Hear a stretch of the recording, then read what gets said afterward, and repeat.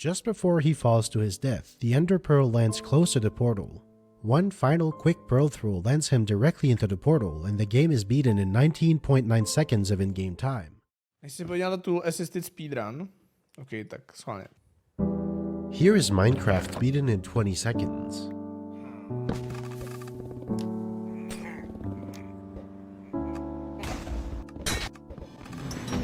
It may look like absolute chaos right now, but I assure you that by the end of this video, you will understand everything that's going on.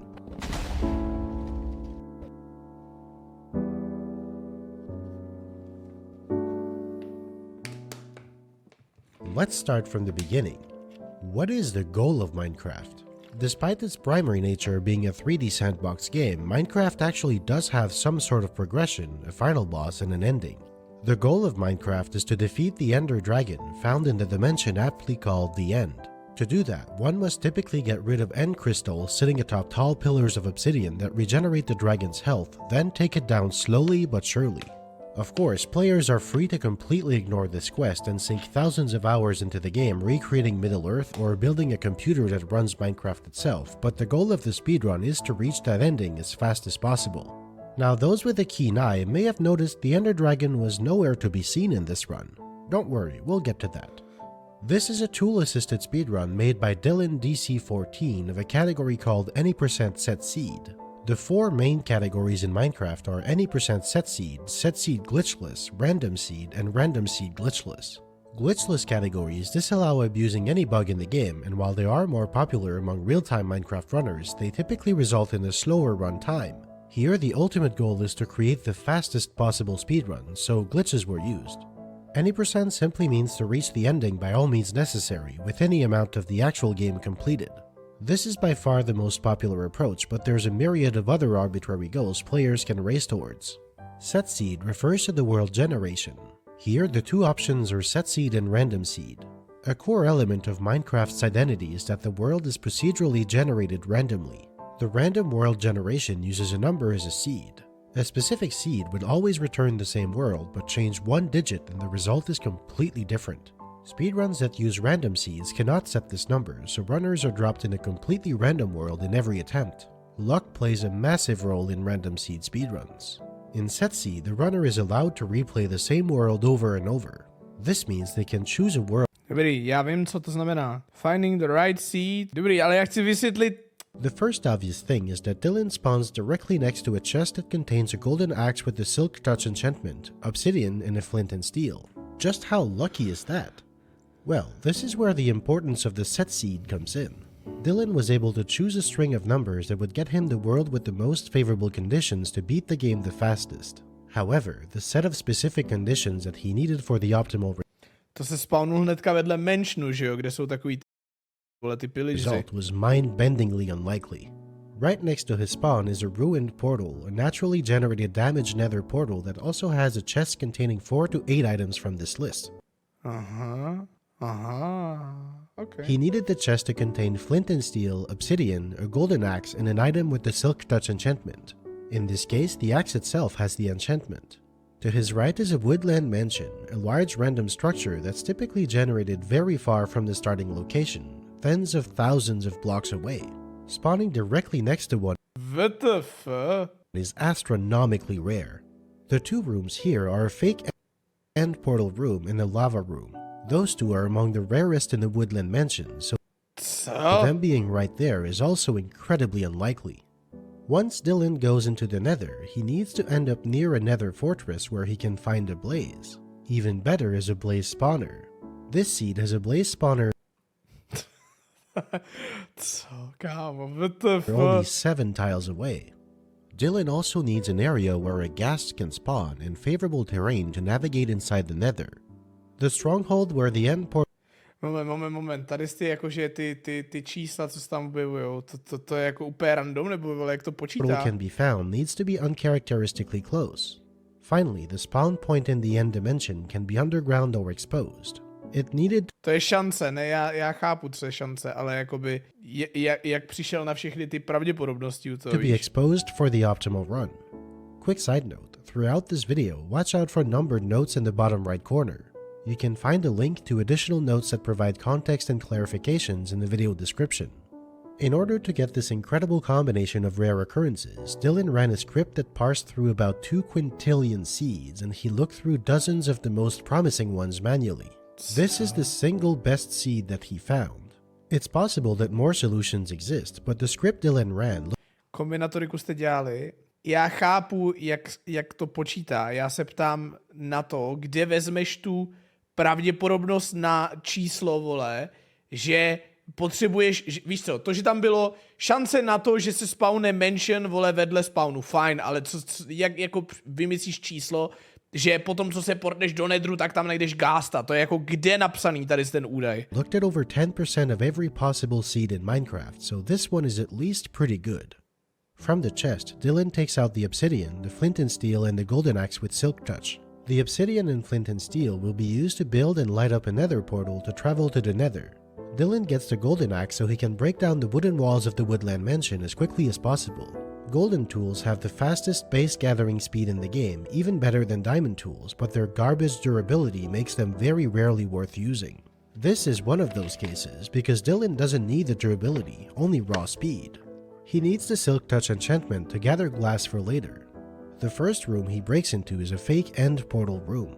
It's made to look like the end portal room, but instead the structure is made of wool and there's a trapped chest. When the chest is opened, the TNT next to it goes off, breaking infested cobblestone blocks that release silverfish enemies. The chest always contains 2 ender pearls, which is perfect because Dylan needs those. First off, he breaks a block in the wall while climbing to the chest to allow him to go into the next room over afterwards. There's a noticeable cut here because Dylan saved and reloaded the world. Minecraft speedruns are usually measured using the in-game time, which removes all variability from loading screens and other factors. As such, any time spent paused, loading, or outside the game doesn't count, but time spent crafting or looking inside a chest does. Only the time where the game is actually running was kept for this task, so transitions like loading screens or quitting and reloading the save are completely removed. There will be more of these cuts throughout the run, but this one is perhaps the most obvious. Dylan first breaks 1 TNT block, then he picks up the ender pearls from the trapped chest, which activates the other TNT. TNT takes 4 seconds before blowing up, which gives enough time to get out of the way. The explosion will actually be useful later. Dylan then immediately puts the pearls back in the chest along with his obsidian and a block of wood he picked up along the way. Why? Because with a sprinkle of magic, as soon as he reopens the chest, the items are both in the chest and still in his inventory, effectively doubling them. How does that happen? The answer is very simple. The game saves the state of chests and your inventory independently of each other. After Dylan puts the items in the chest inventory is saved, but his inventory isn't saved yet. Then, by quitting and reloading the world, he can reload the inventory state from before he put in the items and the chest state from after he put them in, resulting in the items being both on him and in the chest. But the game is not that dumb. Whenever you quit the game, either through the menu or by force quitting using Alt F4, it will save your inventory. However, if you crash the game by force using the task manager's end task function, it won't get the luxury of saving your inventory before the process is killed. Therefore, you can quit the game and reload the save, and the items will be in both places at once. This is what happened in between the 2 chest openings. Remember, the run is timed using in-game time, which effectively renders this process instantaneous. This process is done 5 times, so Dylan ends up with 32 What the fuck? of each item. In the middle of it though, he throws an ender pearl into the other room through the hole in the wall he made earlier. Throwing an ender pearl allows the player to teleport. When the ender pearl lands, the player is instantly teleported to its location and they... No a tak to je glitch, že jo? Nebo jakoby tady to není povolený přece v těch speedrunech, co my hrajeme. Že jo, my hrajeme glitchless. Jo, dobrý, já jenom jsem si říkal, že to bych tady to asi viděl častěji, ty vole. Take 2.5 hearts of damage. But it takes some time for the ender pearl to travel, in this case 1/3 of a second. This gives enough time to finish the chest duplication, then make a crafting table for later. When the ender pearl finally lands, Dylan doesn't actually take damage. This is because whenever a player relogs into the game, they benefit from a 3-second invincibility period. This is intended to give players enough time to find their bearings, but in this task, 3 seconds might as well be 3 minutes. As a result, pretty much all sources of damage won't hurt Dylan in this run. Note that there's a purely visual bug when playing the run at such low speeds where the ender pearl is still visible after landing. Dylan landed in the lava room of the Woodland Mansion. The rarest of all the possible rooms contains a block of diamonds surrounded by lava encased in a glass and obsidian pillar in the center of the room. The obsidian here is helpful because it allows Dylan to build a nether portal using fewer blocks than usual. However, when building the portal, he's limited in how fast he can build it. Regardless of the visual frame rate, Minecraft has a fixed tick rate of 20 game updates per second. This means Dylan can't do more than a single meaningful action, like placing a block or using an item, every 1/20th of a second. As soon as the portal is lit up, Dylan now needs to wait. To be taken into the nether, the player needs to stand in the portal for 4 seconds. If they step out for any length of time, this timer resets. In the meantime, he harvests a block of glass which he'll need to defeat the Ender Dragon in a creative way later in this run. Blocks of glass can only be obtained in 3 different ways, using sand in a furnace which takes sand, a furnace, and 10 seconds, trading emeralds for it with a villager, and harvesting it from this very room using a tool with a Silk Touch enchantment. Otherwise, it would simply break. Any other form of naturally generated glass in this specific version of Minecraft is a glass pane, not a glass block. This is the reason why spawning near this specific room and finding a tool with Silk Touch were 2 crucial requirements for this run.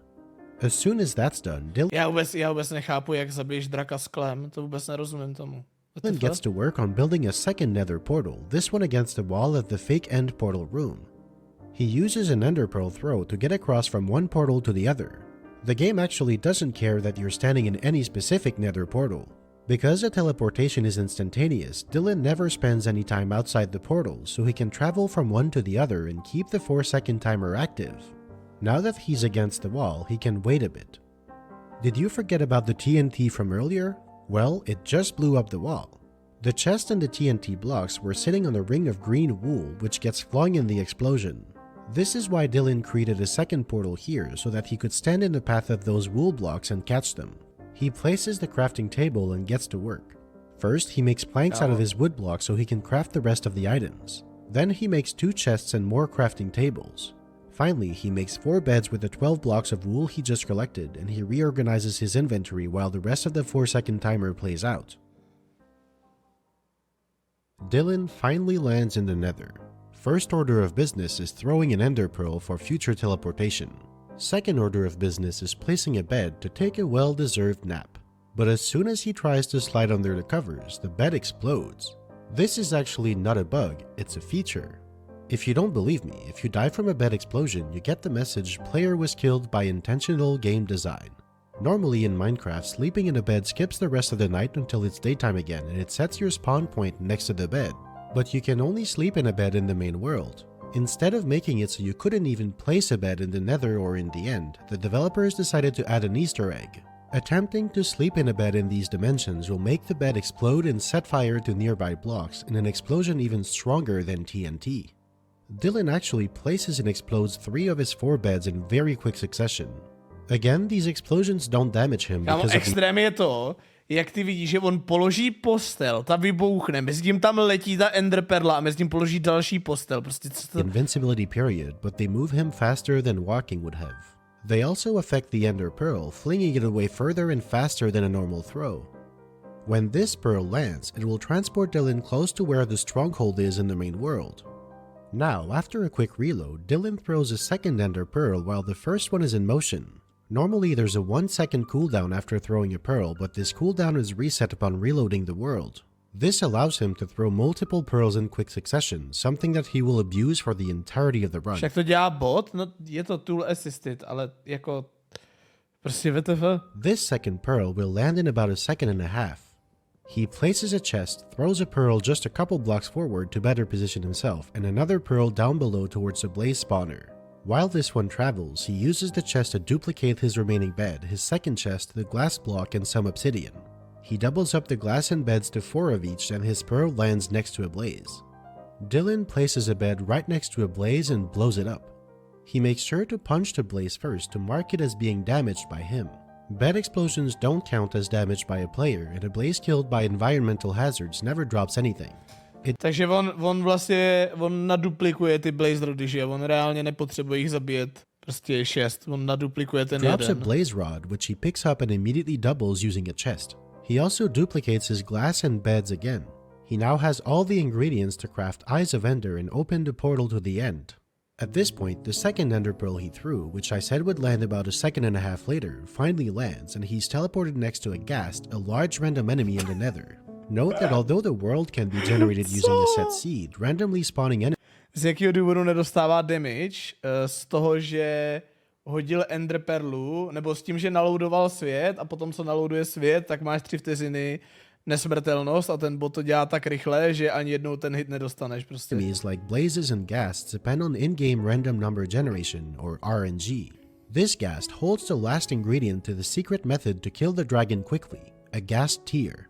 Dylan blows it up with a bed, then he quickly repositions with an Ender Pearl, places down a crafting table in a chest, and gets to work. He doubles his Blade's Rod twice to get to 8, turns them into 16 Blaze Powders, combines 13 of them with Ender Pearls to make Eyes of Ender, and he uses one of those eyes, 7 glass blocks, and the gas tier he just obtained to create an End Crystal.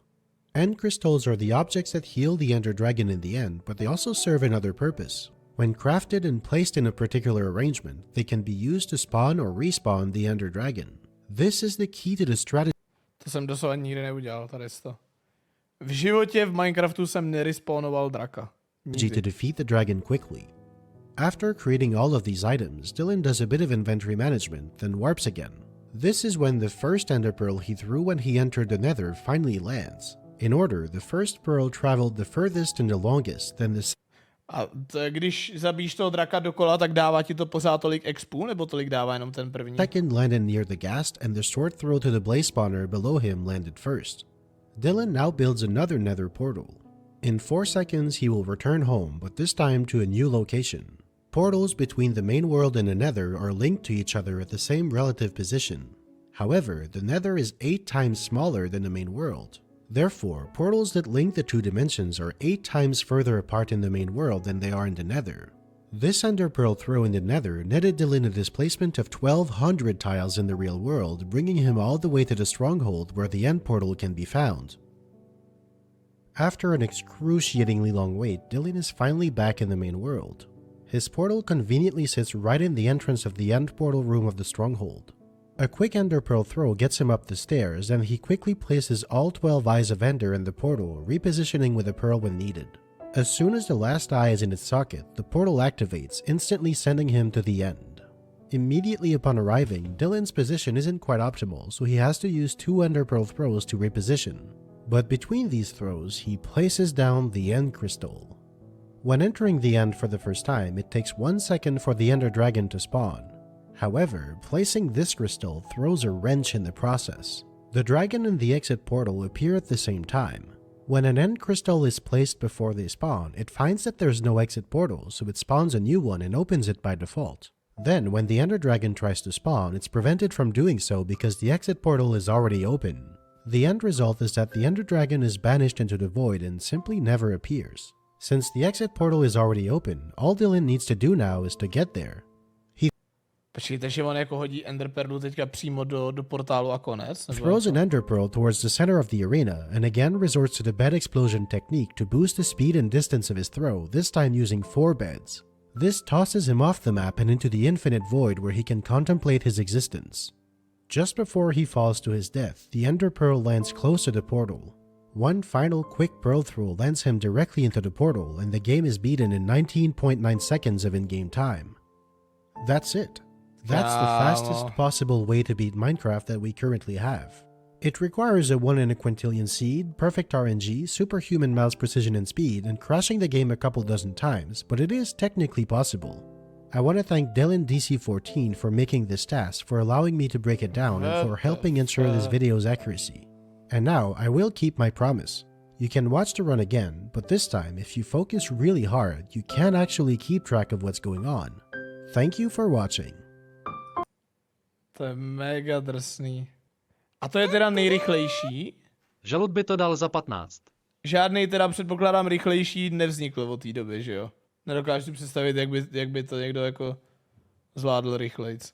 To pusť, no, to pustíme znova.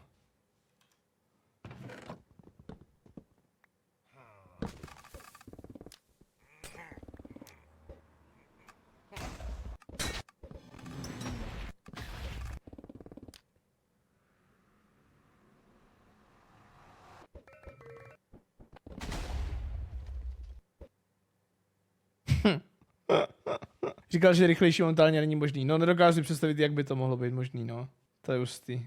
O čem to pak je? Nevím, prostě máš různý kategorie speedrunu a chceš být nejrychlejší. To je stejný jako o čem je speedrunování, když si tu hru ani neužiješ. Prostě, chápeš, to není ta pointa toho. La la la la la la la la la la la la la la la la la la.